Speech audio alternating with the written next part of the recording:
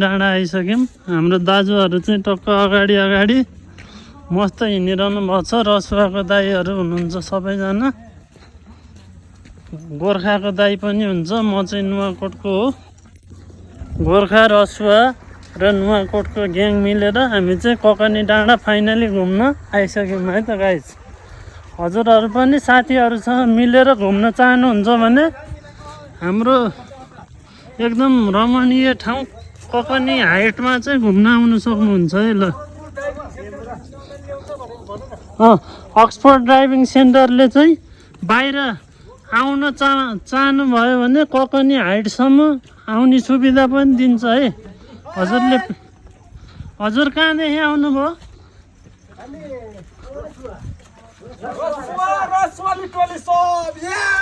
काभ्रेली सम्झी जस्तै हो।